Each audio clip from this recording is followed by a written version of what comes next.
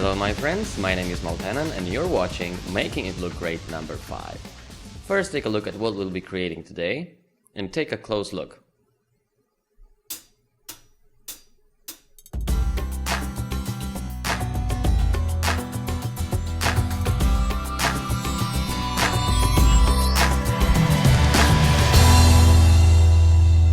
Nice, isn't it?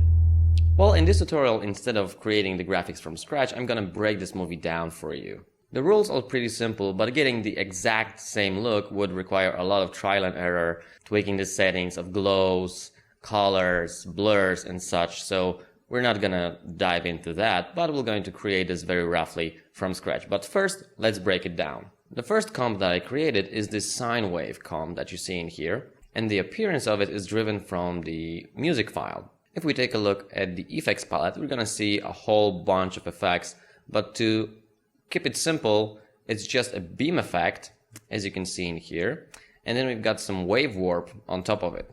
All the other effects are basically glows and things that make it look a little bit better. If you take a closer look, we see that the edge is pretty nasty, pretty blocky, and that doesn't matter if we set the anti-aliasing to high, it's still going to look like that. So the rest of the effects actually fix that problem. And the way they're fixed is simple choker and then matte choker to smooth it out. And also a little bit of directional blur. That basically fixes the problem. And on top of that, we've got some glow, fast blur, and CC time blend. You already know what this effect does because we've used it in the bloody text tutorial. Here I'm using it with the additive mode, so basically I get a kind of an echo effect of all the wave. Let me just render a few frames for you so we can see what I mean. Notice how the glow changes colors based on the alpha, because the glow is based on the alpha channels and is using 2 custom colors. And since the time blend effect is applied before applying the glow, the alpha values changes and that causes the glow color to change as well. Pretty nice, huh? Okay, so let's take a look. We also got the transform here, and this is just to lower the opacity of the stroke a little bit. Let me just turn off the time blend effect so we can see the changes. It's a very subtle thing, and I found that it just helped a little bit. Also, if you're looking closely, you'll see that I've used some expressions here, and the reason for that is I wanted the height of this wave warp to be affected by the audio, and I created keyframes from the audio file by using keyframe assistant convert audio to keyframes, and that created this layer with 3 sliders from which I deleted the 2 left and right channel. I only left both channels in, and those are regular keyframes as you see in here. Then I used some simple expressions to drive the matte choker effect and the wave height of the wave warp effect from this audio amplitude layer. Let's just take a look at all the expressions used. The first important expression is this one. I'm grabbing the audio amplitude from the slider called both channels on this layer, and then I'm basically changing the range in which it exists, and I'm applying the result value to the height of the wave warp effect. We've used linear expression before, so you should have no trouble understanding it. I simply found that those values work best, but in your case it might be something totally different. This value, as you remember, is the input range. So in other words, this is the range within the audio both channels slider exists in. And I simply went down to the keyframes, clicked here, and opened up the graph, and I saw that basically around 30 units is the maximum value that audio gets in this wave file. So that's the reason why I used 30. Okay, let's turn the graph off. And 170 is just the maximum height of the wave that I wanted to have. So that's basically it. Then I took this value, not simply because I didn't want to reference the slider again. I took this value and mapped it to the starting thickness and ending thickness of my beam effect, which basically renders a line. You could also use a regular path and then use a stroke effect on top of it, or you could even try using 3D stroke from Trapcode. That could create some nice effects. So basically, depending on the amplitude of the audio, starting and ending thickness are set from 0 to 8. So that covers beam and wave warp. And then we've got matte choker. And this is pretty similar. I didn't plan to put this expression in, but I found out that in some cases when I set those values manually, the sine wave was simply disappearing because there was too much choking in it. So basically the same rules apply. I only found that those values just work best, and this is how this sine wave was built. So moving on, here's the next comp, and this is where some fun really happens. As you can see, I've got some keyframes. Yes, I know, me and keyframes, that doesn't happen a lot, but in this case, yes. Those are pretty simple. Camera motion, simple, without point of interest, exactly the same as we did in the Screenify tutorial. Also, I offset the text just a little bit. As you remember, the text flies in, and I offsetted it only because it was getting directly in front of the camera, creating a black frame. So I offsetted the text just a little bit because I didn't like the look. So that covers the camera and the text. We'll move to this a little bit later. Let me just hide all the shy layers. And this is our sound comp, the one that we just created with the sine wave.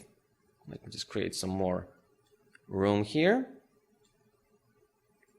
And maybe zoom out just a little bit. So, as I was saying, this is our sound comp that we just created. And I also applied some overall glow to it, along with the fast blur effect, just to smooth out the artifacting that might appear when scaling a layer. So I think we can turn this layer off, and actually we can just solo this layer. This is our waveform that of course visualizes our audio. And let me just show you how this piece was built.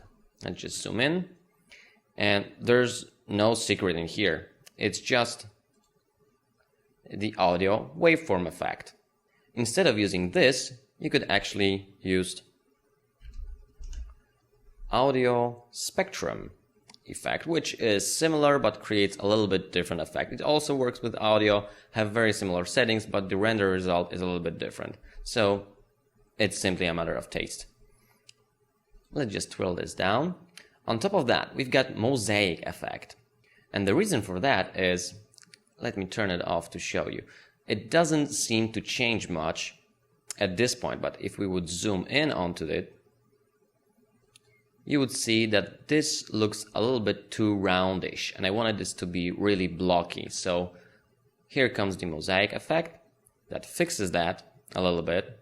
And on top of that, it causes our audio waveform to disappear when there's no audio playing back. So let me just turn the effect off.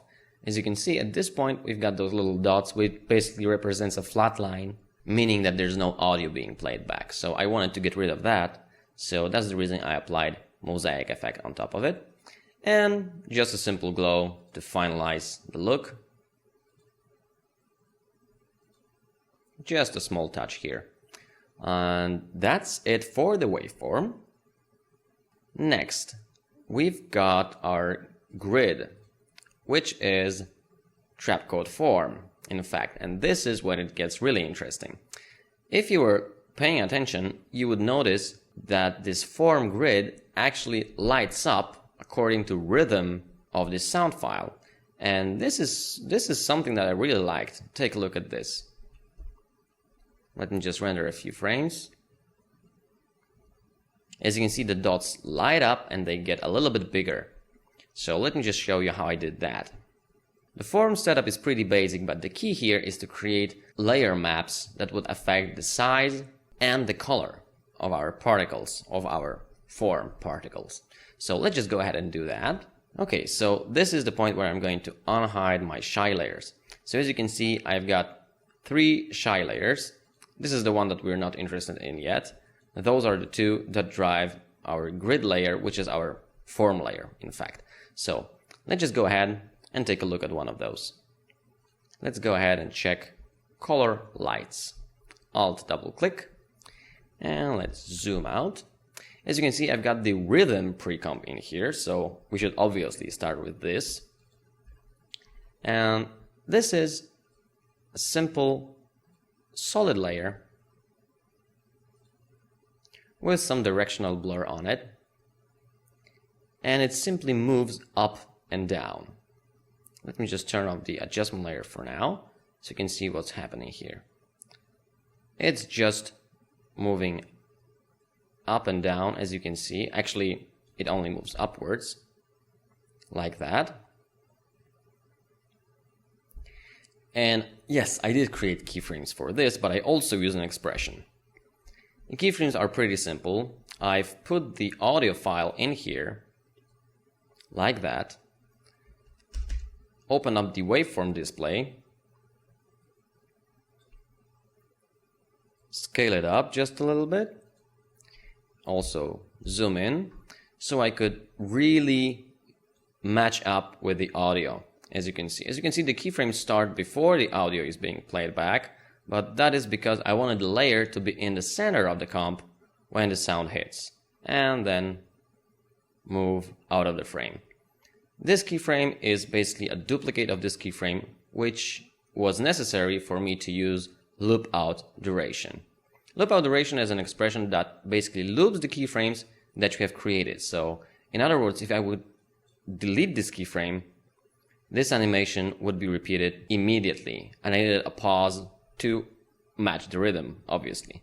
So, if we take a look at this, you're gonna see that it's matching up with the audio pretty good.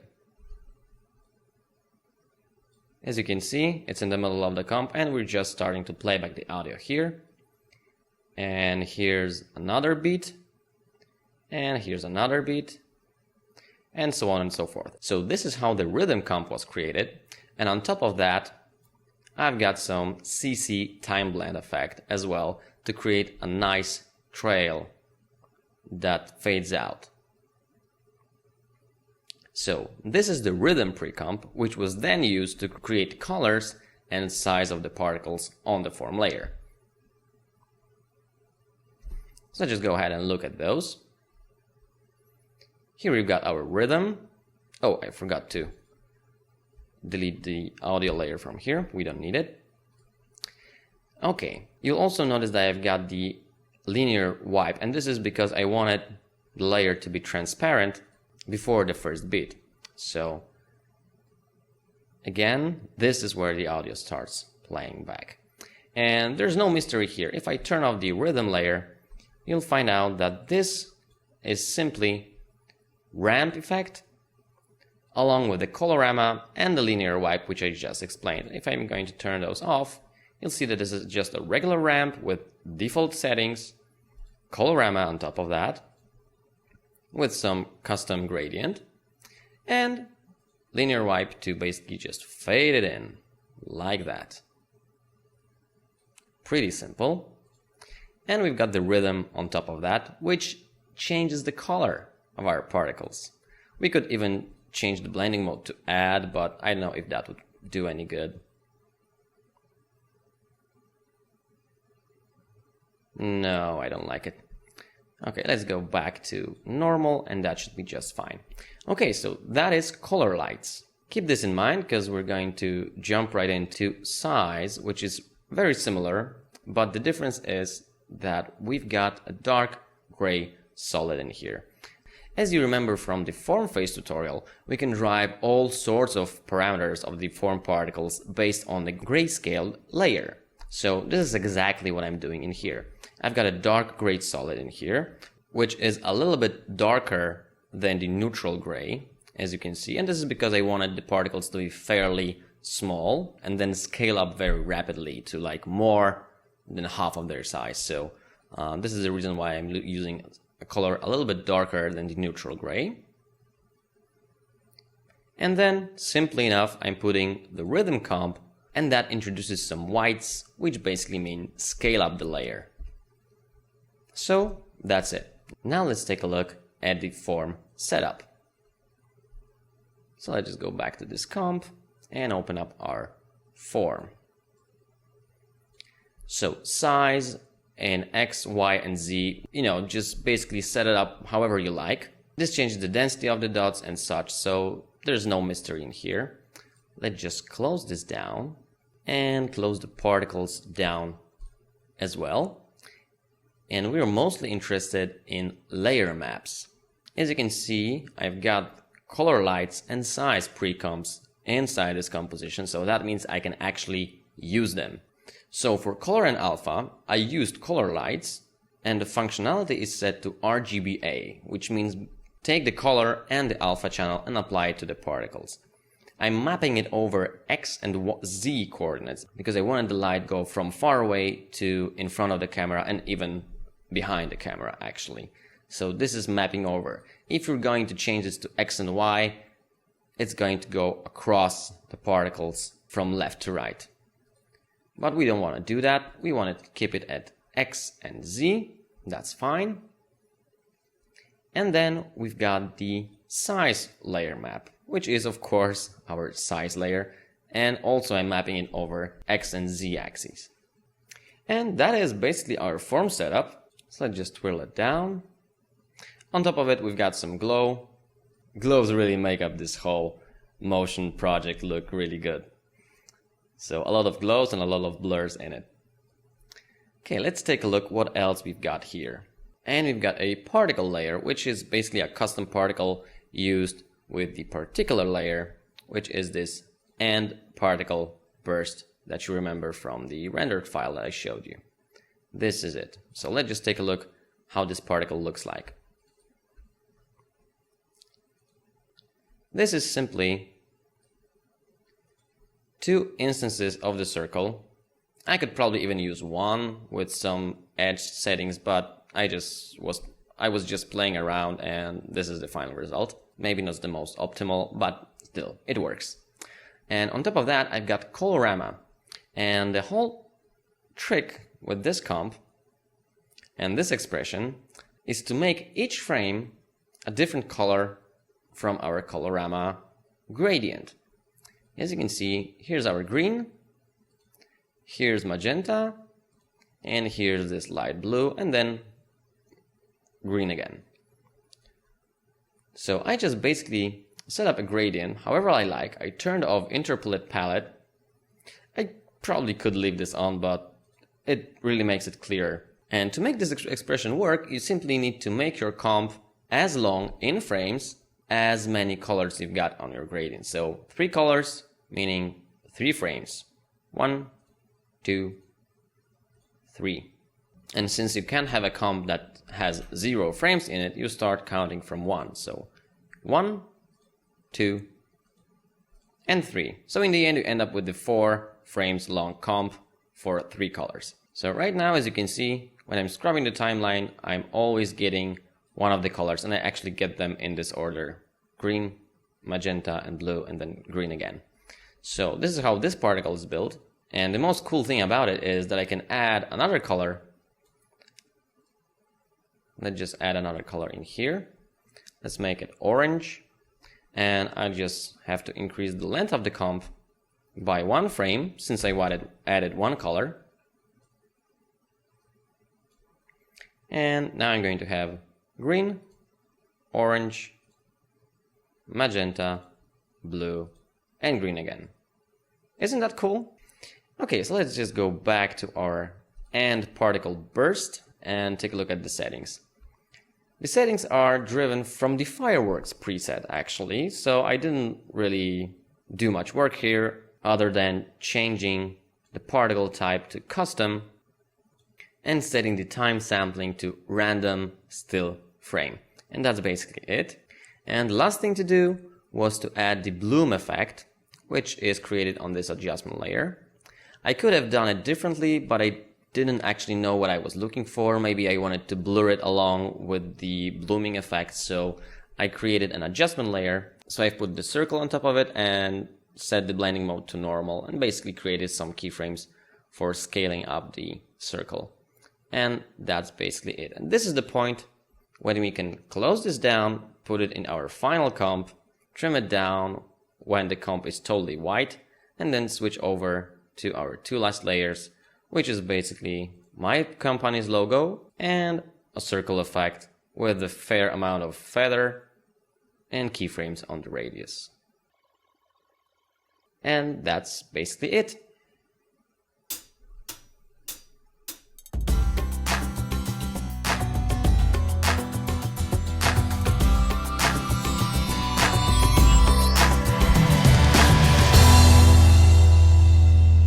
Okay, so let's just try to recreate the key elements from scratch very roughly so we can see how it all works.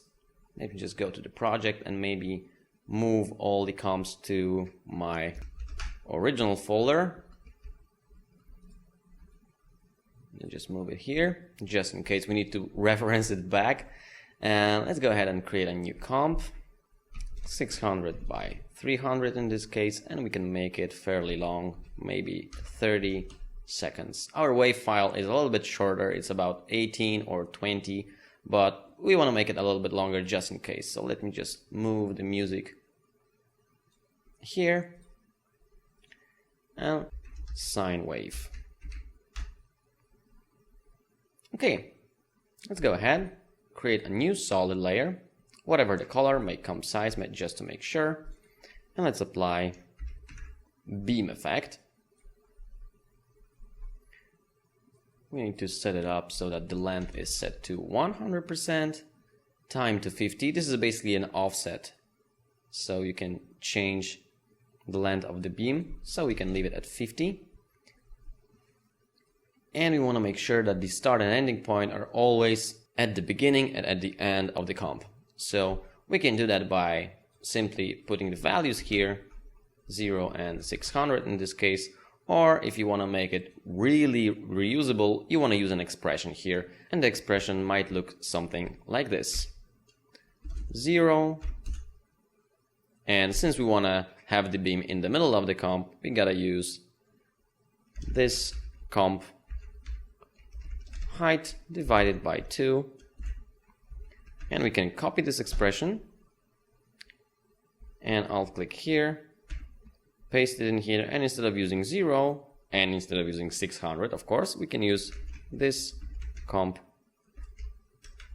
width. And that's it. I should probably also play with the colors, make this one the outside color and make this one an inside color, maybe something like that. Softness, maybe 0. Yeah, like I said, this is the part that takes the most time actually to make it look exactly the way you want it. So let's just set it to, okay, maybe that will work. Next we need to put our waveform in here. Let's just close this down, put the waveform in, and create audio from keyframes. Keyframe assistant, convert audio to keyframes, of course, excuse me. Okay, so let's just twirl this down, twirl the effects down. We don't need left and right channels, we're only interested in both channels. Let's twirl it down, turn on the graph editor, and see the highest value. As I said before, it's something around 30 units, so we can just keep that in mind. And if you're interested in creating an expression that would check what the maximum value is and then scale everything properly, make sure to check out my free tutorial called Smart Volume Meter on my website. Okay, so that is done. So let's just go ahead and apply an expression here. I'm going to select this layer and lock this palette for now.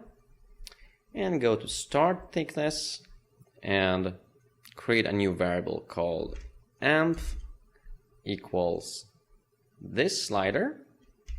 Then I'm going to say linear amp, which goes from 0 to 30, and I want it to go from 0 to 10.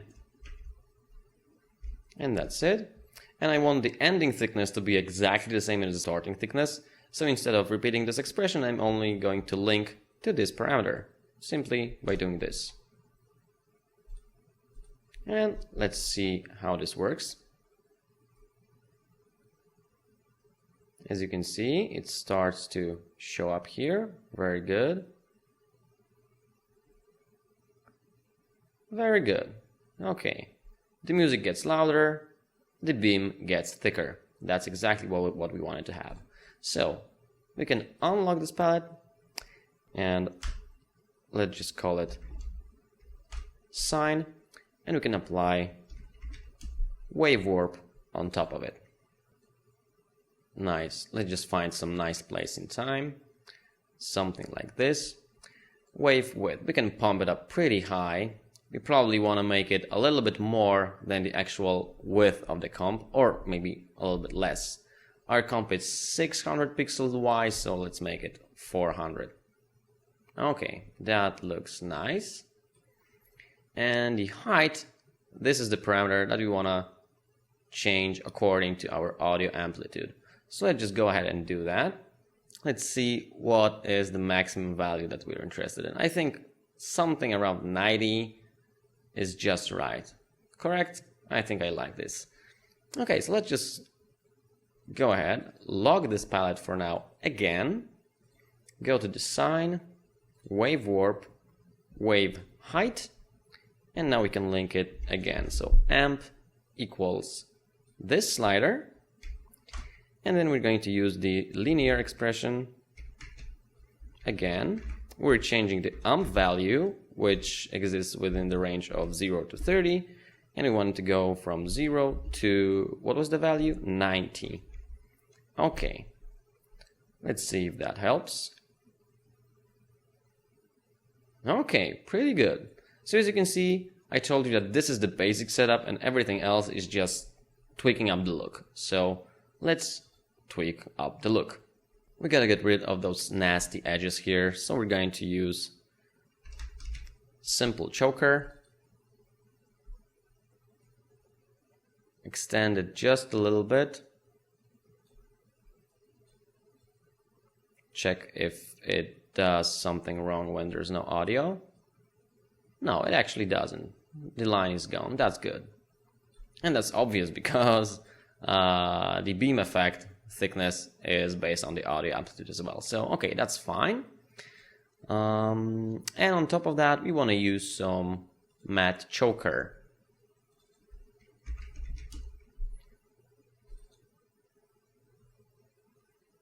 And that actually looks pretty good. Geometric softness. When there's small amplitude, we want to make it smaller. And the choke amount, we want to make it smaller as well. So the maximum value, let's just check. Where is the maximum value? Somewhere around here, right? So let's check the settings. 4 should be fine, and 75 should be fine as well. Gray level, like 20%. No, maybe 10 was just fine. Yeah, okay. So let's just create expression for geometric softness and the choke. So again, we're gonna log this palette. What happened here? Oh yes, we had it locked, so it did create additional palette here. We don't want that. Okay, so let's just log this palette and move to our matte choker and geometric softness. And since we know that those are the final settings, the maximum settings that we want to use, we can actually change our expression a little bit. This is something that I didn't do in the original project, so it's good we're making it from scratch anyway. Let's create a new variable called amp. Let's go here. And we know that this is the same part, linear. We know that the amp exists within the range of 0 to 30, and we want to go from 0 to this value. So we can simply type in value. So now if you want to change the maximum, you can just set it in here instead of going into the expression. So that's pretty awesome. We can now copy this expression and paste it in here. That should be exactly the same. Does it help? It does help a bit. Okay, so now we can unlock this palette and add some directional blur. And we want to make it horizontal. Maybe 10 pixels. Okay, that's better. Maybe 12. And also some fast blur.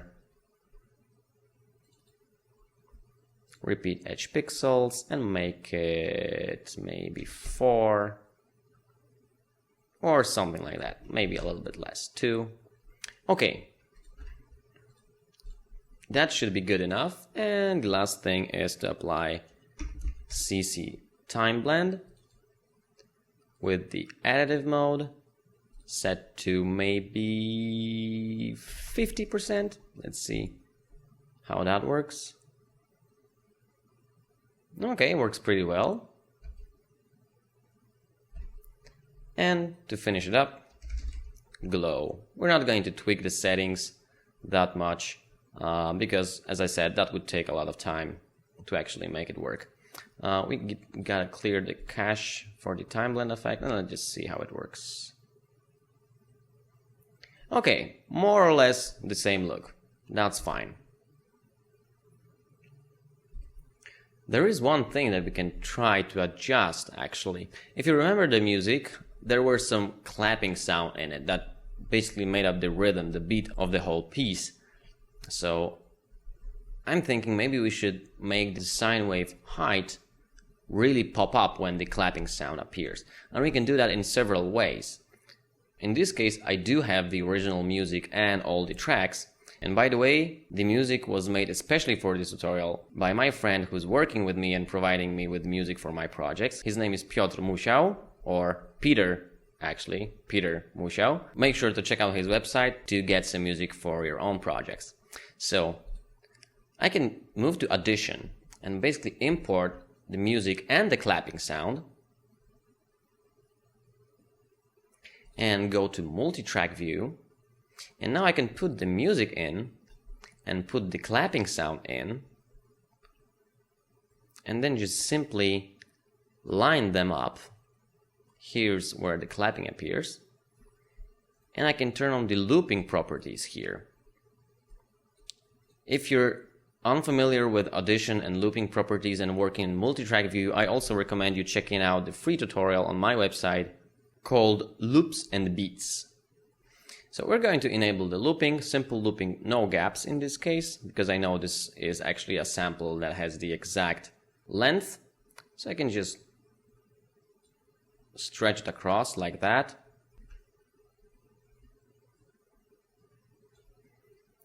And then I can mute this track and export this whole thing to a separate file, which will basically create a file with only the clapping sound, which we can then import back to After Effects, create keyframes from audio, and do the same thing with it with the music piece. Also, if you do have Trapcode plugins, there is a great plugin called Sound Keys, and it actually enables us to do that inside After Effects without going to any external applications.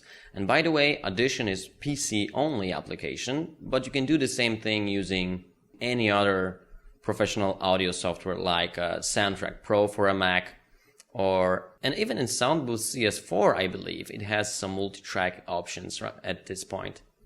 So anyway, let's just go ahead and try to do it within After Effects using sound keys. So let's just go ahead and create a new solid, make comp size, apply sound keys, and choose our audio layer, music, that's fine. And now we just gotta find a place when the clapping appears, and this is somewhere here.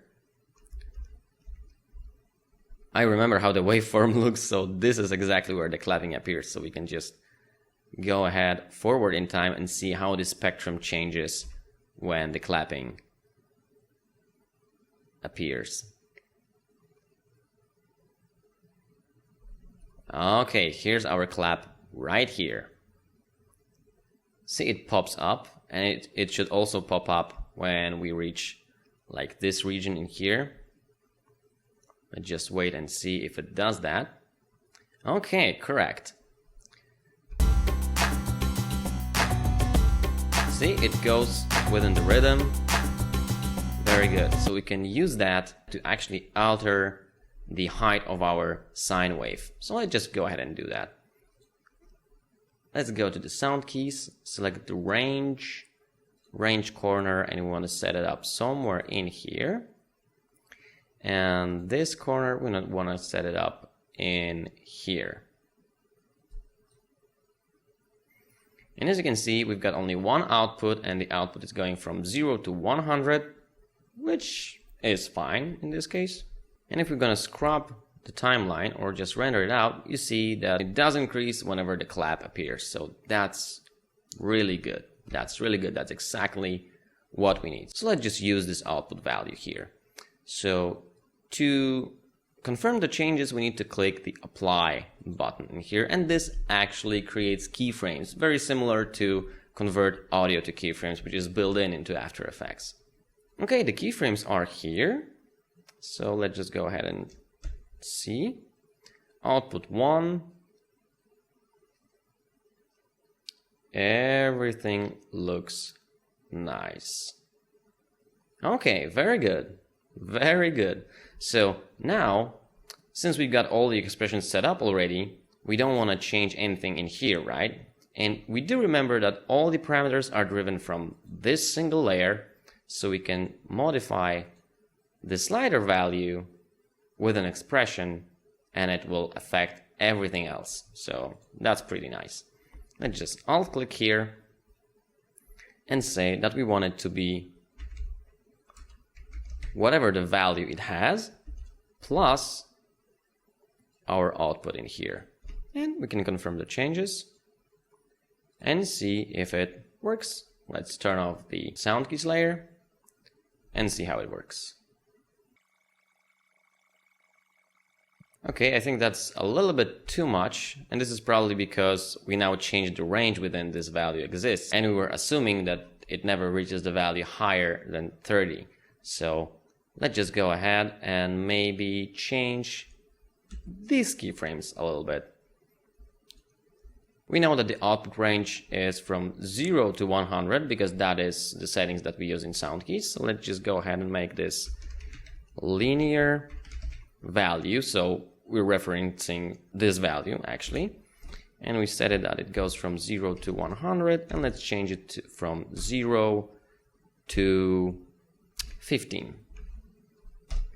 Okay, let's go ahead to our sine wave, clear the time blend cache, and render it out again. Okay, that's much better. Clap and clap. Very good. Okay, so that's our sine wave.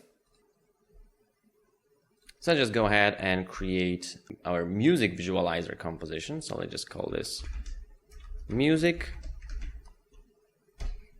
And I think we can only make the form layer here. Make it comp size, apply form.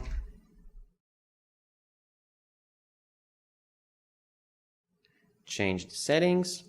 We want particles in Y to be set to 2.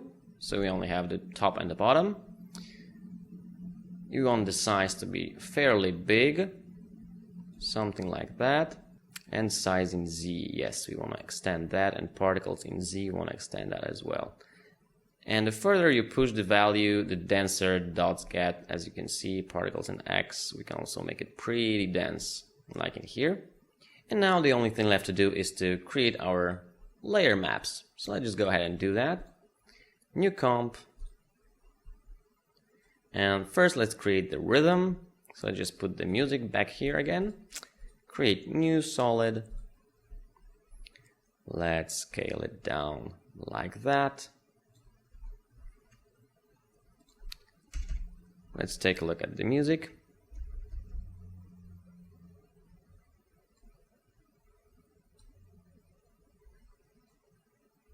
Okay, this is the point when we want this to be at the center. So let's just move 1, 2, 3 frames back.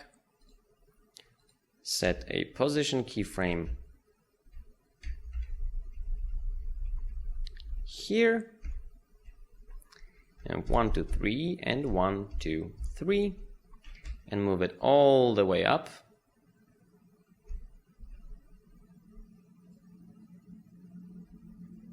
Okay, very good. We can now use some directional blur on it.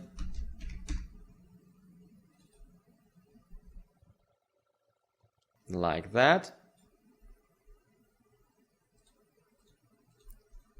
and create an adjustment layer and put the CC time blend effect on top of it with the additive mode and set it to 25. I'm just guessing, maybe that's correct or not. Let's see how that works. Okay, that is pretty good, but I think we need to put the layer a little bit lower because as you can see, it starts to bleed in here. We don't want that, so let's just move it a little bit lower. Like that. And here, let's put it a little bit higher. Like that. Okay, so we need to take a look at the waveform again and zoom in pretty tight. And create the additional keyframe, because as you remember, we're going to use the loop out expression, which we can just pull out of this flyout menu. Loop out, that's right. And right now it starts looping immediately after the last keyframe, and we don't want that. We want it to start looping somewhere at this point, right? This is the next beat, so 1, 2, 3, maybe 4 frames just in case. So I'm going simply to duplicate this keyframe, paste it in here, and now it should loop at each bit. And that's great, that's good. So this is our rhythm comp. Okay, that's fine. We can now put it in our coloring comp and our size comp. So let's just go ahead and do that. New comp, color comp, new solid,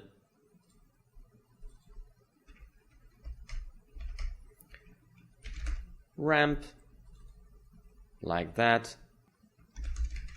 colorama, like that, changing the output cycle.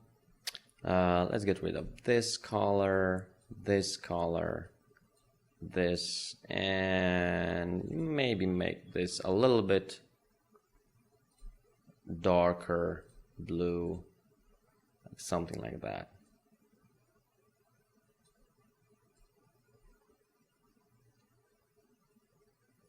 Maybe like this. Yeah, that should be fine.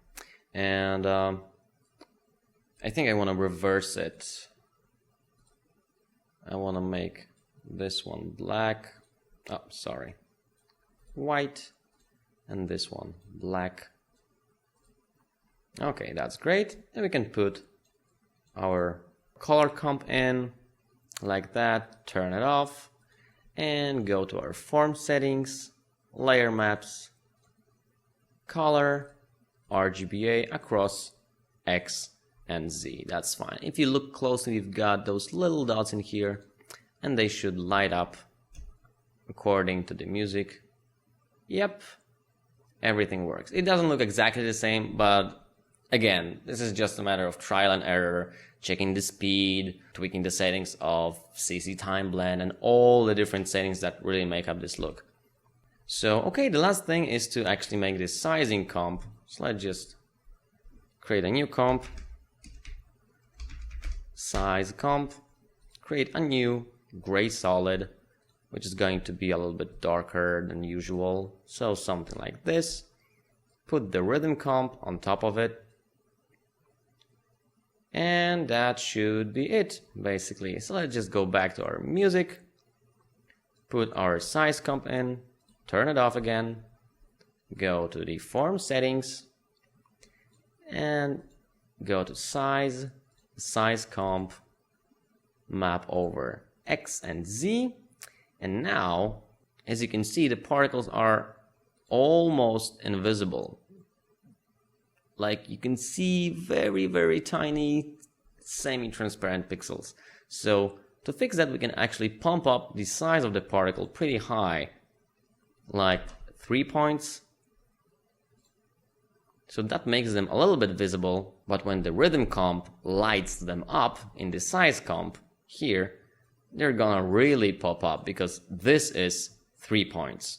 This means the maximum value, and this is our particle of the size 3 in the music comp.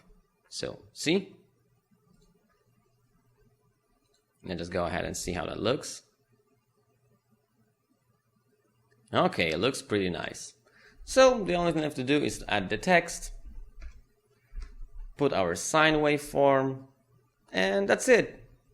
Put the audio waveform on top of that on a new layer, and basically everything else that I've explained at the beginning of the tutorial. So, my friends, I guess this concludes this DVD. I really hope that you enjoyed my tutorials and that you've learned a lot from them.